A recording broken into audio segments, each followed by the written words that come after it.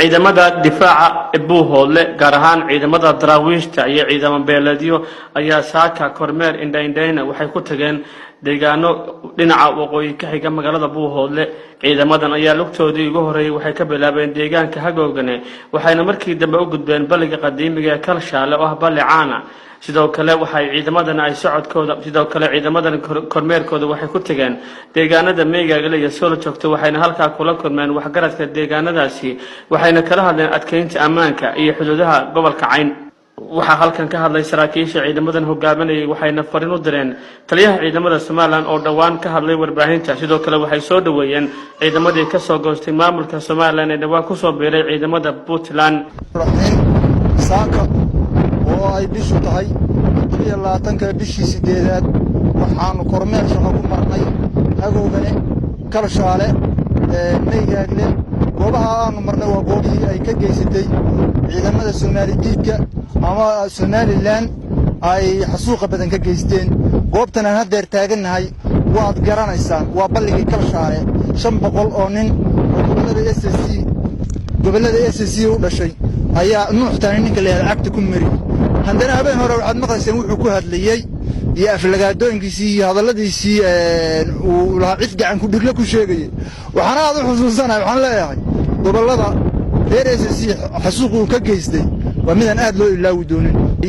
gobolada culayska uu ku hayo iyo dilka ugu dambeysay gobolka Sool dilalka uu habeen walba ka geysanayo iyo xasuuqa uu ka geysanayo waxaan leenahay in loo diyaar garoobo laga fujiyo cadawga. waxaan leenahay gobolada Sool iyo Sanaag iyo Cayn saaka waxaan u diyaarsanahay difaacidooda. gobolada Sool iyo Sanaag iyo Cayn ee SSC waxaan saaka u diyaarsanahay difaacidooda.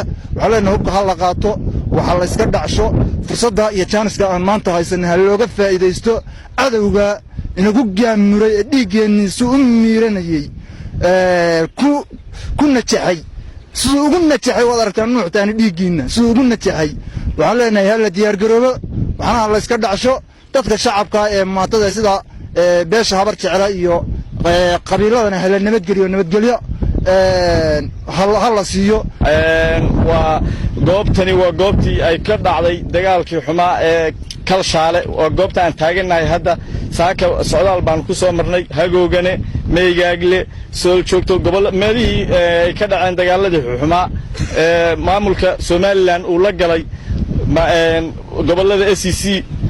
ciidamadan aan wadano waxa weeye waa ciidankii beeleedkii difaaca gobolka Cayn iyo ciidankii Puntland oo isku jira oo difaaca ka midaysan difaaca Buuhoodle oo soo baxay howlgalladii amniga habar jeclo. waxaan leenahay nabadgelyada aanu ka shaqeyno nabadgelyadu in laga shaqeeyo waajib weey.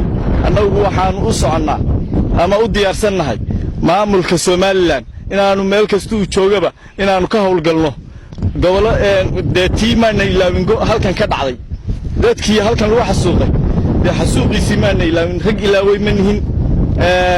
waxaan leeyahay dadkii uu la hadlayay ninkii habeen hore hadlayay wuxuu la hadlayo waa dhulbahantow inta warsangeli wuu ka soo tagay. waxaan u hambaliyeynaynaa marka hore ciidamadii ka soo goostay ee beesha warsangeli aad baan ugu hambaliyeynaynaa. waxaanu leenahay dhulbahante sidaas oo kale laynka rabaa inaad ka timaadaan meesha waaba laynla hadlaya dee ha sii jooginina meesha laynla hadaliyey waa laynla hadlay laga baxaa lan yiri dee waxa uu xun inuu qofku garan waayo waxan. marka waxaan leenahay beesha dhulbahante inta yar ee ku jirta kuma wada dhama wax yar baa ka jira oo meesha dhacfi yar ku qaata ha iskaga yimaadeen halkanina waa garanaysaa haddii aad u idmo assalaamu calaykum waraxmatullahi wabarakaatu. waxaad cusmaan su'aalo dhagtar wararka iyo raadiyaha telefishinka caalamiga SBC Buuhoodle.